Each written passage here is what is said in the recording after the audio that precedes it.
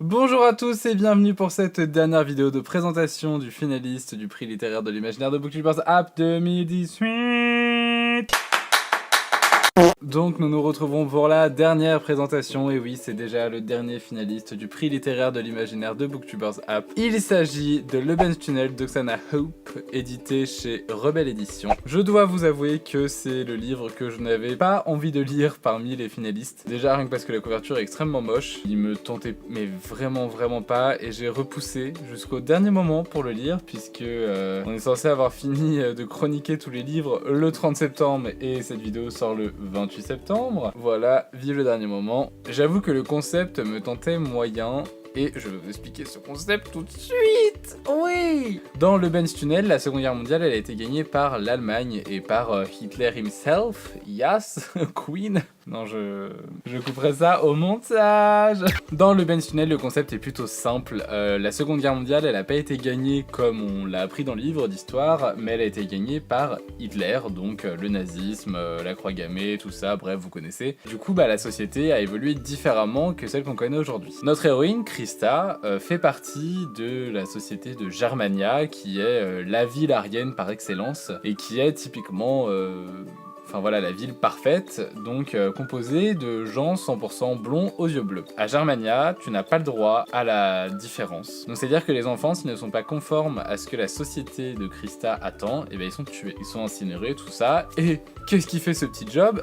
C'est Krista. Mais elle a été éduquée dans ce monde-là où la différence, où la normalité n'a pas lieu d'être, et donc c'est pas choquant pour elle. Et un jour, notre petite héroïne, qui est si bien formatée, va tomber sur une dame qui tente de rentrer dans les égouts et qui l'emmène de force avec elle, et Krista va alors se rendre compte que les Aryens ne sont pas les seuls à vivre à Germania. En ce qui concerne mon avis sur cette lecture, je suis plutôt partagé parce qu'en soi, je l'ai bien aimé, mais sans plus quoi. C'est-à-dire que voilà, j'ai passé un bon moment en le lisant, c'était pas prise de tête, ça se lit plutôt vite. Maintenant, je trouve qu'il y a quand même pas mal de petits défauts. Le point fort du roman, c'est vraiment l'univers que l'autrice a réussi à créer, c'est-à-dire que c'est plausible, on y croit.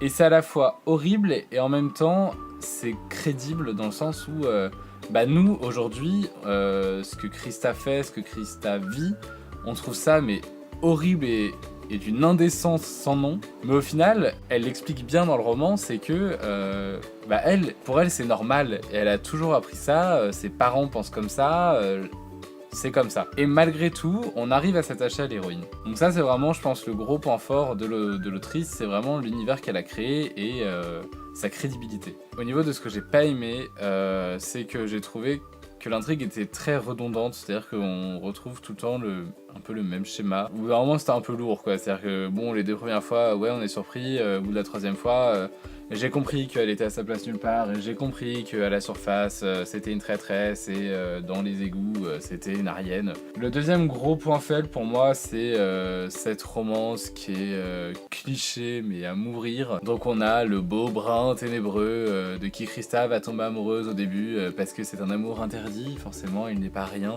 Et au final, il est tellement plus que ça, donc bon... Ce que je reproche à ce livre, et ce qui est étrange, c'est que c'est du young adult typique. Je trouve qu'il n'y a rien de nouveau, il n'y a rien d'extraordinaire, si ce n'est voilà, ce contexte. J'ai été très surpris par la fin, je m'y attendais pas du tout. Maintenant, avec le recul, ça tombe un peu comme un cheveu dans la soupe ou un œuf sur le plat, je sais plus c'est quoi l'expression. C'est un peu gros quoi, c'est... Bon, il fallait absolument un retournement de situation parce que sinon mon livre allait être pourri. Et le cliffhanger qui annonce la suite ne m'emballe pas, et du coup je ne pense pas lire la suite de ce roman. Mais voilà, c'était une bonne lecture, maintenant j'ai connu mieux, mais l'idée reste originale et... il a sa place dans les finalistes de Booktubers App par son originalité. Et parce que l'autrice écrit quand même plutôt bien, enfin je veux dire, les pages se tournaient toutes seules et je l'ai lu extrêmement vite. Parce que c'était pas chiant à lire. C'était la dernière vidéo de présentation d'un finaliste du PLIB. Donc ça y est, l'aventure touche à sa fin, mis à part la remise des récompenses, elle a lieu donc à Lyon. Mais je dois dire que ça a été une très bonne expérience, j'ai pris beaucoup de plaisir à faire ça, même si mon organisation étant à chier, j'ai dû lire beaucoup de livres au dernier moment, mais ça a été vraiment de belles rencontres avec d'autres booktubeurs, avec d'autres blogueurs. J'ai pu découvrir des blogs et des chaînes. Ça a été aussi des belles rencontres avec des auteurs et ça a été des belles rencontres avec les livres, avec les histoires que j'aurais peut-être jamais lues et qui maintenant se trouvent dans ma bibliothèque et j'ai vraiment passé de très bons moments. Pourquoi pas réitérer l'expérience l'année prochaine puisque le Plib lance sa nouvelle édition, donc l'édition 2019. Je vous mettrai la vidéo d'explication de comment devenir juré d'un prix littéraire, donc du Plib. Si vous voulez tenter l'expérience de devenir juré d'un prix littéraire, allez-y, franchement c'est une très bonne expérience que je vous conseille. Et en attendant, eh bien, je vous fais des gros bisous et je vous dis à la semaine prochaine pour une nouvelle vidéo. Bisous.